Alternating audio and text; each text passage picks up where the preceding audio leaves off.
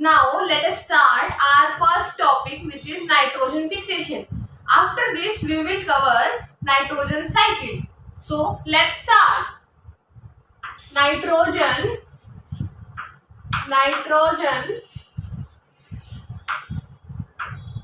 fixation.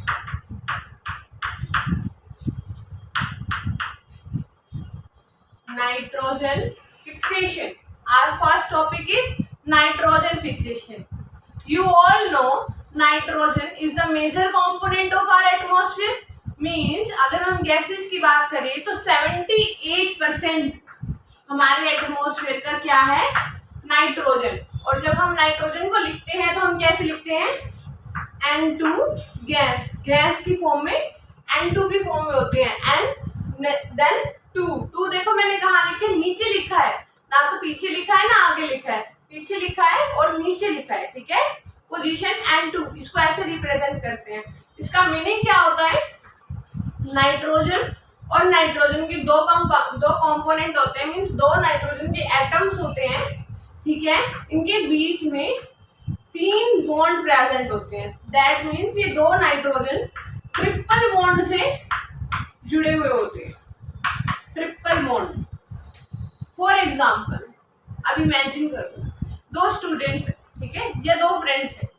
अब उन्होंने एक हाथ से एक दूसरे को पकड़ा हुआ है, टाइटली पकड़ा हुआ है, और मैं उनको अलग करना चाहती हूँ, तो मैं उनको ऐसे पुश करूंगी, यस और नो। अगर वो 2 स्टूडेंट्स यहाँ हैं, उन्होंने टाइटली एक हैंड से अपने आप को पकड़ा हुआ है एक दूसरे को, जब मैं उनको डिफरेंट डायरेक्शन में मूव करूंगी अलग करने के लिए, तो क्या मैं इजीली कर पाऊंगी? यस कर पाऊंगी, क्योंकि उन्होंने एक हैंड से पकड़ा हुआ है। अब अगर उन्होंने दोनों हैंड से एक दूसरे को पकड़ा हुआ है, तो क्या वो मेरे लिए मुश्किल होगा या आसान होगा? ऑब्वियसली पहले के कंपैरिजन में मुश्किल होगा। अब जस्ट इमेजिन उनके पास 3 हैंड्स है, ठीक है। अब उनके पास 3 हैंड्स इसके पास है, 3 हैंड्स इसके पास है। अब तीनों ने 3 हैंड से टाइटली पकड़ा हुआ है, ठीक है। अब इनको दूर करना और ज्यादा मुश्किल होगा, यानी बहुत ज्यादा डिफिकल्ट होगा, ठीक है, लेकिन इनको दूर करना जरूरी है। तो मेरे लिए बहुत मुश्किल होगा, मुझे बहुत ज्यादा अमाउंट में एनर्जी लगानी पड़ेगी ताकि मैं इन दोनों को अलग कर सकूं। ऐसा ही नाइट्रोजन के केस में होता है, ये 3 बॉन्ड से जुड़े हुए होते हैं, 3 बॉन्ड से, और ये बहुत स्ट्रांग होते हैं बॉन्ड। इनको अलग करने के लिए बहुत ज्यादा एनर्जी की रिक्वायरमेंट होती है, बहुत ज्यादा एनर्जी देनी पड़ती है, जो हम प्रोवाइड नहीं कर सकते, ठीक है। लेकिन हम करते क्यों है इसको? क्योंकि इससे क्या होता है, जो नाइट्रोजन है N2 की फॉर्म में एटमॉस्फेयर में एग्जिस्ट करता है। नाइट्रोजन N2 की फॉर्म में एटमॉस्फेयर में एग्जिस्ट करता है, और N2 की फॉर्म में, यानी नाइट्रोजन और नाइट्रोजन ट्रिपल बॉन्ड से एक दूसरे से अटैच है, इस फॉर्म में हम उसको यूटिलाइज नहीं कर सकते हैं। हम उसके नाइट्रोजन के कंपाउंड्स को यूटिलाइज कर सकते हैं, ठीक है। हम नाइट्रोजन गैस को एज इट इज यूटिलाइज नहीं कर सकते। इसलिए हम क्या करते हैं, नाइट्रोजन और नाइट्रोजन को अलग अलग करते हैं, ऑक्सीजन और अदर कंपोनेंट्स के साथ वो कंपाउंड बनाते हैं, ताकि हम उसको यूटिलाइज कर सके, मींस यूज कर सके। अब नाइट्रोजन के यूजेस तो हमारी बॉडी में बहुत सारे होते हैं, ठीक है। नाइट्रोजन हमारी बॉडी में बहुत सारे पर्पज से यूज होता है। तो अब हम यहाँ देख रहे थे कि नाइट्रोजन और नाइट्रोजन एक दूसरे से टाइटली बाउंड है, और हमें नाइट्रोजन का यूज करना है। हम इसको एज इट इज यूज नहीं कर सकते, हमें इनको अलग करना पड़ेगा ताकि किसी और मॉलिक्यूल के साथ कंपाउंड बनाए और हम उनको यूज कर सकें। अब अलग करने के लिए 1 नहीं 2 नहीं 3 बॉन्ड के साथ जुड़ा हुआ है, मीन्स इनको अलग करने के लिए बहुत ज्यादा एनर्जी लगानी पड़ेगी, वो हम नहीं कर सकते हैं, ठीक है। वो मीन्स एनिमल्स नहीं कर सकते हैं। तो अब कौन से हैं जो इतनी एनर्जी उनको प्रोवाइड कर सकते हैं ताकि वो अलग अलग हो जाए? तो देखो 2 तरीके हो सकते हैं नेचुरली। तो नेचुरली एक मेथड होता है कि एटमॉस्फेयर में हो जाए। फर्स्ट मेथड है लाइटनिंग। फर्स्ट मेथड क्या है, लाइटनिंग। ये एक नेचुरल मेथड है जो एटमॉस्फेयर में अपने आप नाइट्रोजन फिक्स होती है। इसमें क्या होता है, लाइटनिंग होती है, मीन्स बिजली कड़कती है। दैट मीन्स वहाँ पे बहुत ज्यादा एनर्जी मिलती है, प्रोवाइड की जाती है, ठीक है। इतनी ज्यादा एनर्जी और इतनी ज्यादा हीट की प्रेजेंस की वजह से ये जो बॉन्ड है ये ब्रेक हो जाता है। ये ब्रेक हो जाता है तो ये अलग अलग हो जाते हैं। जैसे ही ये अलग अलग होते हैं तो ये दूसरों के साथ फ्रेंडशिप कर लेते हैं। जैसे स्टूडेंट्स को, मैंने 2 स्टूडेंट्स को अलग अलग कर लिया, उन्होंने अपने इस स्टूडेंट ने अलग होते ही दूसरे फ्रेंड बना लिए, इस स्टूडेंट ने अलग होते ही दूसरे फ्रेंड्स बना लिए। एज इट इज नाइट्रोजन जब अलग अलग होते हैं उसी टाइम ये दूसरे मॉलिक्यूल्स के साथ या दूसरे एटम्स के साथ कंपाउंड बना लेते हैं जिसको हम यूज कर सकते हैं। लेकिन जब ये दोनों एक साथ होते हैं तब हम इनको कंज्यूम नहीं कर सकते, मीन्स उसका यूज नहीं कर सकते, यूटिलाइज नहीं कर सकते अपनी बॉडी में। ठीक है, तो फर्स्ट मेथड था लाइटनिंग। लाइटनिंग ने कैसे किया? लाइटनिंग होती है जब बिजली कड़कती है तो बहुत ह्यूज अमाउंट में एनर्जी रिलीज होती है और उस एनर्जी की प्रेजेंस में उस heat is a form of energy, उस एनर्जी और हीट की प्रेजेंस में ये नाइट्रोजन और नाइट्रोजन के ये जो बॉन्ड है, 3 स्ट्रॉन्ग बॉन्ड, ये 3 स्ट्रॉन्ग बॉन्ड टूट जाते हैं। ठीक है, और जैसे ही ये टूटेंगे अदर नाइट्रेट कंपाउंड और अदर कंपाउंड्स बना लेंगे और जैसे वो कंपाउंड बनेंगे अब हम उन कंपाउंड्स का यूज कर सकते हैं।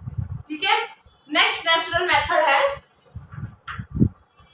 कौन सा मेथड है जो मैंने तुमको चैप्टर 1 में ऑलरेडी पढ़ाया था। तो कौन सा मेथड आएगा यहाँ पे? Nitrogen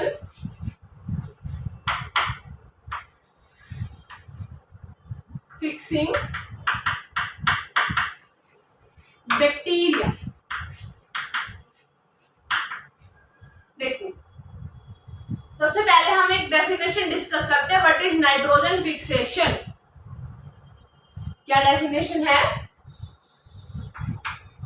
nitrogen fixation.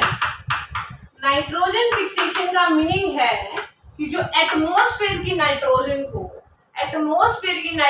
को कन्वर्ट करना अदर यूटिलाइजिंग कंपाउंड्स में, सो दैट हम उनको यूटिलाइज कर सके। ठीक है, एटमॉस्फेयर की नाइट्रोजन को conversion of atmospheric nitrogen gas into other nitrogen compounds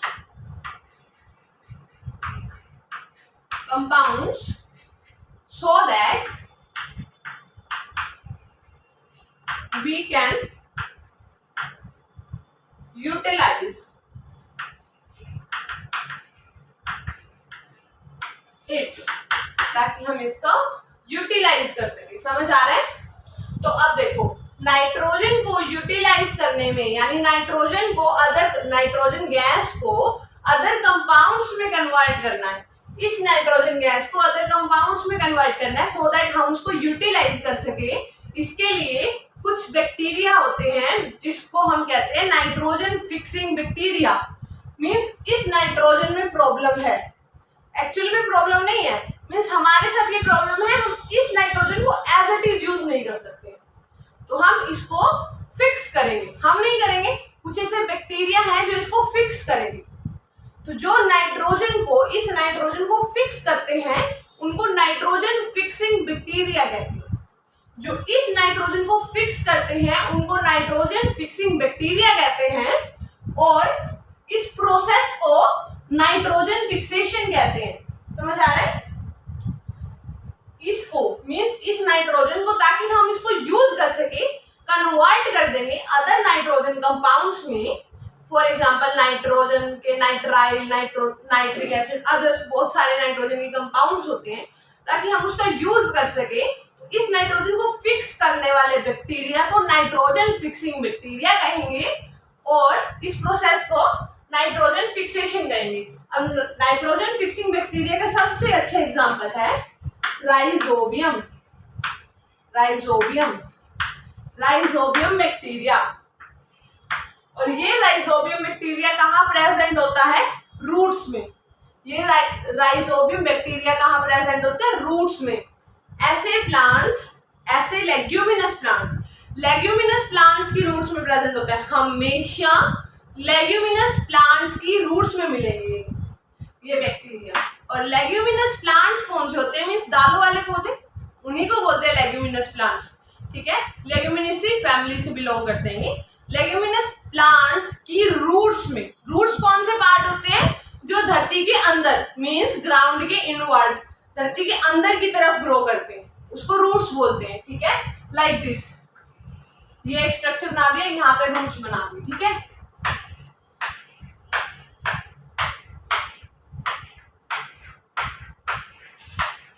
ये रूट्स बना दी, ये मैंने ग्राउंड बना दिया, ठीक है। ये जो बॉर्डर है ना, ये डिफरेंशिएट कर रहा है कि यहाँ पे ग्राउंड है मीन्स यहाँ अर्थ का पोर्शन है, ये एटमॉस्फेयर का है, यहाँ स्टेम आएगी, यहाँ रूट्स आएंगे। अब इसमें रूट्स में यानी लेग्यूमिनस प्लांट्स की रूट्स में कौन से बैक्टीरिया प्रेजेंट है, राइजोबियम बैक्टीरिया प्रेजेंट है। तो ये राइजोबियम बैक्टीरिया क्या करेंगे, इसके रूट्स में रहेंगे, ठीक है, ताकि वो नाइट्रोजन फिक्सेशन कर सके। तो अब इसकी रूट्स में रहेंगे तो वहां पे एक इस तरह से नोड लाइक स्ट्रक्चर बन जाएगा। नोड मीन्स गांठ जैसा स्ट्रक्चर बन जाएगा। कैसा स्ट्रक्चर बन जाएगा, नोड लाइक स्ट्रक्चर बन जाएगा। ऐसे ही मल्टीपल बहुत सारे नोड लाइक स्ट्रक्चर बन जाएंगे इसकी रूट्स में। और ये नोड्स लाइक स्ट्रक्चर को हम क्या बोलते हैं, रूट नोड्यूल्स। क्या बोलते हैं, रूट नोड्यूल्स।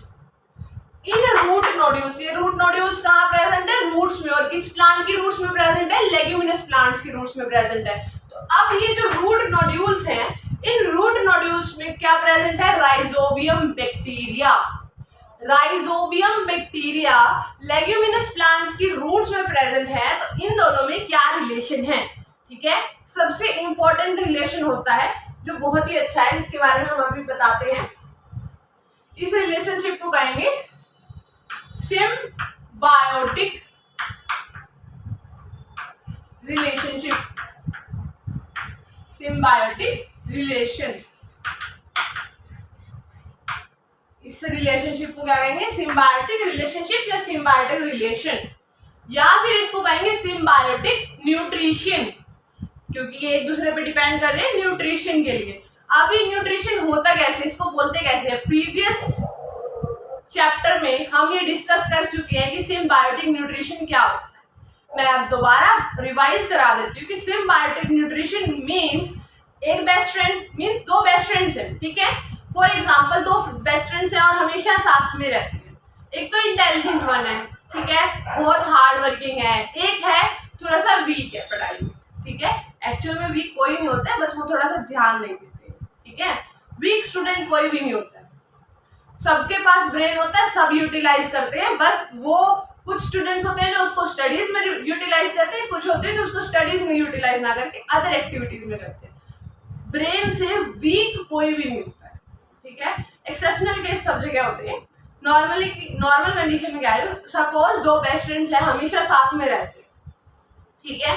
अब एक तो इंटेलिजेंट वन है जो मतलब स्टडीज पे ज्यादा ध्यान देता है, एक अदर एक्टिविटीज पे ज्यादा ध्यान देता है। दोनों के पेपर आने वाले हैं। एक स्टूडेंट ने जो इंटेलिजेंट था उसने पूरा साल मेहनत करके नोट्स बनाए, ठीक है। अब उसने पूरा साल मेहनत करके नोट्स बनाए और दूसरे ने भी पूरा साल कुछ नहीं किया है। और उससे क्या हुआ है, मैं दो रिलेशनशिप समझा रही हूँ, पैरासिटिक और सिम्बायोटिक रिलेशनशिप। यहाँ पे तो एक ने तो पूरा साल मेहनत किया है, नोट्स बनाए हैं, सो दैट वो पेपर के टाइम उसको पढ़े और फुल मार्क्स ले, ठीक है। दूसरे स्टूडेंट ने क्या किया, जो उसका बेस्ट फ्रेंड है, उसने पूरा साल कुछ नहीं किया, अदर एक्टिविटीज पे ध्यान दिया। अब पेपर आया है, उसने क्या किया कि उसके नोट्स पे एग्जाम से जस्ट पहले उसने चोरी कर ली। अब जैसे ही उसके नोट्स चोरी हो गए, इसको प्रॉब्लम हुई, इसका नुकसान हुआ, इसका बेनिफिट हुआ। मीन्स दो बेस्ट फ्रेंड थे, दोनों साथ में रहते थे, एक को नुकसान हुआ, एक को फायदा हुआ। इस रिलेशनशिप को पैरासिटिक रिलेशनशिप कहते हैं। इस रिलेशनशिप को पैरासिटिक रिलेशनशिप कहते हैं। When two living beings are living together, one is getting benefit and another is getting harm. Means एक को फायदा हो रहा है, एक को नुकसान हो रहा है। इस रिलेशनशिप को पैरासिटिक न्यूट्रिशन कहते हैं या पैरासिटिक रिलेशनशिप कहते हैं। समझ आया? अब यहाँ पे हम न्यूट्रिशन वर्ड यूज नहीं करेंगे। न्यूट्रिशन होता है जहाँ पे फूड का एक्सचेंज हो रहा हो। अब जिसको फायदा हुआ, यानी जिसने नॉट श्योरी कर लिया उसको तो फायदा हुआ, उसको हम क्या बोलेंगे? पैरासाइट। जिसको नुकसान हुआ उसको हम क्या बोलेंगे? होस्ट। जिसको बेनिफिट हुआ वो पैरासाइट, और जिसको नुकसान हुआ उसको होस्ट बोलेंगे। ये तो थी पैरासिटिक रिलेशनशिप। अब हम जो इस टॉपिक में है, symbiotic relationship, when two living beings are living together, जब दो लिविंग बीइंग एक साथ रह रहे हैं, एक दूसरे को फायदा पहुंचा रहे हैं, मीन्स दो बेस्ट फ्रेंड्स हैं, एक साथ रह रहे हैं, एक साइंस में वीक है, एक मैथ्स में वीक है, ठीक है? जिसको मैथ्स अच्छे से आता है वो उसको पढ़ा देगा, मीन्स ये स्टूडेंट है इसको साइंस नहीं आती बट मैथ्स अच्छे से आता है, इसको मैथ्स नहीं आता बट साइंस अच्छे से आती है। अब ये इसको साइंस पढ़ा देगा एग्जाम के लिए और ये इसको मैथ्स पढ़ा देगा, ठीक है? अब इससे क्या होगा? इसको भी बेनिफिट होगा, इसको भी बेनिफिट होगा, दोनों के अच्छे मार्क्स आ जाएंगे, क्योंकि अच्छे मार्क्स चाहिए तो ओवरऑल अच्छे मार्क्स चाहिए ना, सिर्फ एक सब्जेक्ट में तो नहीं चाहिए, तो दोनों के अच्छे मार्क्स आ जाएंगे, तो दोनों को फायदा हुआ है ना? उसी तरह से when two living being are living together, both are getting benefit is known as symbiotic relationship, means ऐसी रिलेशनशिप जिसमें दोनों एक साथ रहते हैं और एक दूसरे को फायदा पहुंचाते हैं, ऐसी रिलेशनशिप को सिम्बायोटिक रिलेशनशिप कहते हैं। For example this rhizobium bacteria या फिर नाइट्रोजन फिक्सिंग बैक्टीरिया, ये क्या करते हैं? ये इन रूट्स में रहते हैं, इन रूट्स में ये बैक्टीरिया रहते हैं और इनमें क्या होते हैं? रूट नोड्यूल्स में रहते हैं। इनको क्या फायदा होता है? बैक्टीरिया यहाँ रहने के लिए एक डील होती है इनके बीच में, मीन्स एक डील होती है, यूं समझ लो, रूट्स और बैक्टीरिया के बीच में। अब जो ये बैक्टीरिया है ये कहते हैं तुम हमें फूड प्रोवाइड करती हो और शेल्टर प्रोवाइड करती हो, और रूट्स कहती है तुम मेरे को एटमॉस्फेरिक नाइट्रोजन को फिक्स करके दो, ठीक है? इसको नाइट्रोजन मिल जाती है रूट्स को, और बैक्टीरिया को फूड और शेल्टर मिल जाता है, दोनों का काम हो जाता है। समझ आया ना? नाइट्रोजन असेंशियल कंपोनेंट है हमारी बॉडी के लिए, और वो कौन प्रोवाइड कर रहे हैं? ये बैक्टीरिया फिक्स करके। प्रेजेंट है हमारे एटमॉस्फेयर में, हम यूज नहीं कर सकते जब तक ये बैक्टीरिया उनको फिक्स ना करके, या फिर ये लाइटनिंग मेथड से फिक्स ना हो। समझ आया? तो सिम्बायोटिक रिलेशनशिप ऐसी रिलेशनशिप होती है जब दोनों को फायदा होता है एक साथ रहने में। इसका अनदर एग्जांपल लाइकन्स था जो ऑलरेडी मैं पढ़ा चुकी हूँ, ठीक है? तो ये नाइट्रोजन फिक्सेशन समझ में आया। नाइट्रोजन फिक्सिंग बैक्टीरिया क्या होते हैं? Lightning natural method of nitrogen fixation, clear है? और राइजोबियम बैक्टीरियम कौन से होते हैं और इनका क्या फायदा है? सिम्बायोटिक रिलेशनशिप क्या होती है, किस केस में सिम्बायोटिक रिलेशनशिप होती है, और किन प्लांट्स में सिम्बायोटिक रिलेशनशिप होती है, किस प्लांट्स में, कौन से प्लांट्स में राइजोबियम बैक्टीरिया रहते हैं, कौन से प्लांट्स होते हैं वो? Leguminous plants. लेग्यूमिनस प्लांट्स में राइजोबियम बैक्टीरिया रहते हैं। Next our topic is nitrogen cycle. Now we will discuss about nitrogen cycle. Our next topic is nitrogen cycle. Let us discuss about nitrogen cycle. Nitrogen cycle. Why nitrogen is essential for us? First question is why nitrogen is essential for? Essential means important. Nitrogen हमारे लिए important क्यों है? क्योंकि living और non living सब चीजों में, means living, अगर हम लिविंग है, हम लिविंग ही है ना, तो लिविंग थिंग्स में, लिविंग ऑर्गेनिजम्स में नाइट्रोजन असेंशियल है। क्यों? क्योंकि नाइट्रोजन कहाँ कहाँ प्रेजेंट होता है हमारी बॉडी में? अगर हम हमारी बॉडी की बात करें तो हमने ये बताया था, ये सेल है, ये न्यूक्लियस है, यस और नो? अगर ये प्लांट सेल है तो ये इसके अंदर सेल मेम्ब्रेन प्रेजेंट है और ये बाहर सेल वॉल प्रेजेंट है। लेकिन अगर ये है प्लांट सेल, फॉर एग्जांपल ये प्लांट सेल की बात कर रही हूँ, और अनदर मैंने क्या बताया था? Animal cell. क्या एनिमल सेल में सेल वॉल प्रेजेंट थी? नो? यस और नो? ये एनिमल सेल बना दिया सपोज, ठीक है? कंप्लीट नहीं बनाया, जस्ट एक ओवरऑल डायग्राम है। ये सेल वॉल है, प्लांट सेल में सेल वॉल प्रेजेंट होती है, ये न्यूक्लियस है, ठीक है? ऐसे ही सेम एनिमल सेल है, एनिमल सेल में सेल वॉल एब्सेंट होती है, सो दैट मैंने बनाई नहीं, ठीक है? उसके बाद ये है न्यूक्लियस। अब हमने बात करनी है नाइट्रोजन। नाइट्रोजन बहुत सारे कंपोनेंट्स में प्रेजेंट होता है। फॉर एग्जाम्पल अगर ये प्लांट सेल है तो यहाँ क्लोरोप्लास्ट होगा प्रेजेंट, यस होगा। और क्लोरोप्लास्ट का काम क्या था? Chloroplast contains chlorophyll and chlorophyll is responsible for the absorption of sunlight for the process of photosynthesis. Remember or not? Next is chlorophyll. यहाँ हम क्या लिखेंगे? क्लोरोप्लास्ट में प्रेजेंट होता है, यानी क्लोरोफिल का एसेंशियल कंपोनेंट है। ये क्या दिख रहा है? ये दिस इज न्यूक्लियस। तो न्यूक्लियस में भी ये प्रेजेंट होता है। न्यूक्लियस में क्यों प्रेजेंट होता है? न्यूक्लियस में डीएनए होता है। न्यूक्लियस में क्या होता है? डीएनए। ठीक है, अभी पढ़ाया नहीं है, अभी पढ़ाएंगे आगे। ठीक है, डीएनए प्रेजेंट होता है न्यूक्लियस में। डीएनए इसको हम जेनेटिक मटेरियल बोलते हैं। हम इसको डिटेल में अभी डिस्कस करेंगे नेक्स्ट लेक्चर में या कुछ लेक्चर्स के बाद। ठीक है, जेनेटिक मटेरियल होता है। इस जेनेटिक मटेरियल के अंदर नाइट्रोजन प्रेजेंट होती है, और जब तक इसमें नाइट्रोजन प्रेजेंट नहीं होगी ये पूरा कंपाउंड फॉर्म ही नहीं होगा, ये कंप्लीट ही नहीं होगा। और जब तक ये पूरा स्ट्रक्चर कंप्लीट नहीं होगा ये फंक्शन नहीं कर सकता। और डीएनए के बिना हमारी बॉडी कुछ भी नहीं है। सेल का जो हमने ब्रेन बोला था ना, न्यूक्लियस, हमारी बॉडी सेल से बनी है। सेल के बिना हम कुछ भी नहीं है। यस और नो? अब हमारी बॉडी में सबसे इंपॉर्टेंट स्ट्रक्चर जो है वो है न्यूक्लियस, और न्यूक्लियस के अंदर जो सबसे इंपॉर्टेंट चीज है वो है डीएनए, मींस जेनेटिक मटेरियल। अब जेनेटिक मटेरियल यहाँ नहीं होगा तो क्या होगा? कुछ भी नहीं होगा। इसका मतलब जेनेटिक मटेरियल का मेन जो कंपोनेंट है वो नाइट्रोजन है, और नाइट्रोजन ही नहीं होगा तो हमारा सर्वाइवल ही मुश्किल हो जाएगा। So nitrogen is very essential for us, क्योंकि हमारे बेसिक कंपोनेंट्स ही नाइट्रोजन से बने हुए हैं। अब प्रोटीन का नाम सबने सुना है? You all know what is protein? Protein पता है ना? प्रोटीन अमीनो एसिड से बनता है। प्रोटीन अमाइनो एसिड से बनता है। प्रोटीन कहते हैं ना कि एग खाओ, दूध पियो, प्रोटीन होता है उसमें, है ना? बहुत सारे हम सोयाबीन में सबसे ज्यादा अमाउंट में प्रोटीन होता है। दालें खाओ, कहते हैं ना पेरेंट्स, हेल्दी डाइट लो, उसमें प्रोटीन होता है। प्रोटीन हमारी हेल्थ के लिए जरूरी है, यस और नो, इसमें तो कोई डाउट ही नहीं है। प्रोटीन हमारी हेल्थ के लिए बहुत एसेंशियल है। एसेंशियल मीन्स इंपॉर्टेंट है। और ये प्रोटीन अमाइनो एसिड से बना होता है। अमाइनो एसिड्स से बना होता है, और ये अमाइनो एसिड्स में जो मेन कंपोनेंट होता है वो होता है नाइट्रोजन। समझ आया?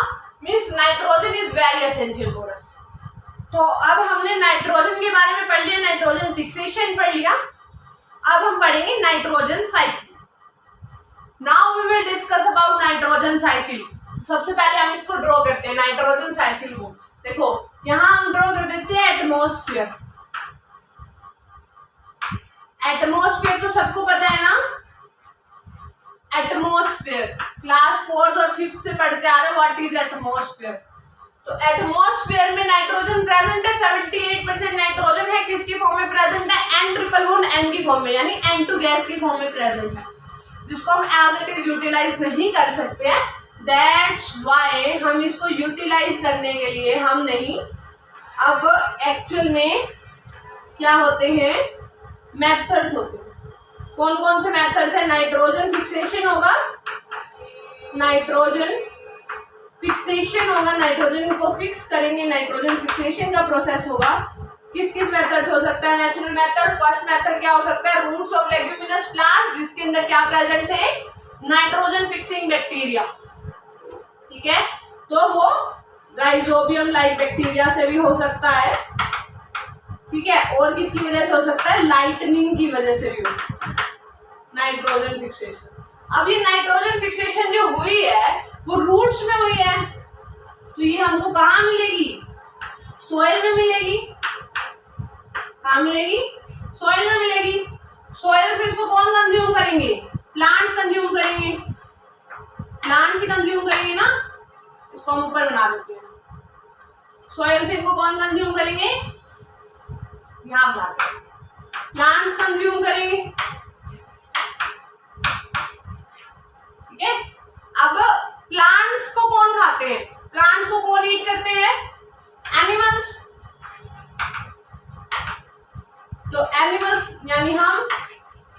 सबसे पहले कौन से आएंगे? Herbivorous, then carnivorous, primary carnivorous, secondary carnivorous, so on. ठीक है, तो इस तरह से तो वो सब किस कैटेगरी में आ जाएंगे? एनिमल्स की कैटेगरी में। ठीक है, हम इजी वे में समझने की कोशिश कर रहे हैं, इसलिए हम herbivorous, carnivorous, primary carnivorous, secondary carnivorous पे नहीं आ रहे, हमें सिर्फ ये साइकिल समझनी है। तो प्लांट्स ने नाइट्रोजन को कंज्यूम किया, एनिमल्स ने उस नाइट्रोजन को एज अ फूड कंज्यूम कर लिया, मींस प्लांट्स को एज अ फूड कंज्यूम किया, तो जो प्लांट्स के अंदर नाइट्रोजन प्रेजेंट थी वो भी इसमें चली गई। ठीक है, अब इसके बाद एनिमल्स डेड होंगे और प्लांट्स भी डेड होंगे, डेथ होगी ना, तो क्या करेंगे? ये क्या बना लेंगे? डिकम्पोजर्स, डिकम्पोज कर देंगे इसको, डिकम्पोज कर देंगे, डिकम्पोजर्स इसको डिकम्पोज कर देंगे। और डिकम्पोज होने के बाद क्या होगा? ये जो नाइट्रोजन है ये डिकम्पोज होने के बाद सॉइल में मिक्स हो जाएंगे। और डिकम्पोज करेंगे कौन से ऑर्गेनिजम्स? डिकम्पोजर्स। कौन से ऑर्गेनिजम्स डिकम्पोज करने का काम करते हैं? डिकम्पोजर्स, या हम उनको बोलते हैं सेप्रोफाइट्स। ठीक है, और फॉर एग्जांपल अर्थवर्म, मिथेनोजेंस, बहुत सारे एग्जांपल है। अब सॉइल के बाद ये कहाँ जाएंगे? डीनाइट्रीफाइंग बैक्टीरिया, इसको यूटिलाइज करेंगे। डीनाइट्रीफाइंग बैक्टीरिया, इन बैक्टीरिया की वजह से क्या होगा? जो नाइट्रोजन फिक्सेशन यहाँ हुई थी, यहाँ क्या हो जाएगा? डी फिक्सेशन या फिर डी नाइट्रोजन फिक्सेशन, मीन्स जो फिक्स हुई थी वो वापस से अपोजिट हो जाएगी। मीन्स जो हमने 3 बॉन्ड को ब्रेक किया था वो वापस से फॉर्म हो जाएंगे, जो क्या करेंगे? नाइट्रोजन गैस रिलीज करेंगे। और ये डीनाइट्रीफाइंग बैक्टीरिया क्या करेंगे? नाइट्रोजन गैस रिलीज करेंगे, नाइट्रोजन गैस रिलीज करेंगे। और ये नाइट्रोजन गैस कौन कंज्यूम कर लेंगे? एटमॉस्फेयर में आ जाएगी। फिर एटमॉस्फेयर से अगेन नाइट्रोजन फिक्सेशन होगी राइजोबियम बैक्टीरिया की वजह से, या फिर अदर आर्टिफिशियल मेथड्स भी होते हैं। ये नाइट्रोजन फिक्सेशन और लाइटनिंग मेथड, ये क्या है? ये नेचुरल मेथड है। उसके बाद अगेन सॉइल में जाएगी, सॉइल से प्लांट कंज्यूम करेंगे, प्लांट से एनिमल्स कंज्यूम करेंगे, दोनों जब डेड हो जाएंगे किसमें आएंगे? यहाँ पे डिकम्पोजिशन होगी उनकी, ये इनकी डेड बॉडी से, ठीक है, या फिर इनके एक्सक्रीशन से। एक्सक्रीशन मीन्स अनडाइजेस्टेड फूड भी हो सकता है, एक्सक्रीटा भी हो सकता है। ठीक है, सॉलिड और लिक्विड वेस्ट फूड जो हम अपनी बॉडी से रिलीज करते हैं वो सब यूज होगा यहाँ पे। डिकम्पोजिशन होगी, डिकम्पोजिशन होने से वो मेन्योर बनेगी। और मेन्योर कहाँ जाएगी? अगेन सॉइल में जाएगी। सॉइल में कौन से बैक्टीरिया प्रेजेंट है? डीनाइट्रीफाइंग बैक्टीरिया प्रेजेंट है। और ये डीनाइट्रीफाइंग बैक्टीरिया अगेन रिएक्शन करेंगे, उन कंपाउंड्स को कन्वर्ट कर देंगे नाइट्रोजन गैस में, और वो नाइट्रोजन गैस अगेन कन्वर्ट होगी, एटमॉस्फेयर में चली जाएगी, रिलीज हो जाएगी। किसमें कन्वर्ट करेंगे? Nitrogen gas. इसका क्या मतलब है? N triple bond, N triple bond means 3 bond बने हैं, स्ट्रॉन्गली पैक हो गए।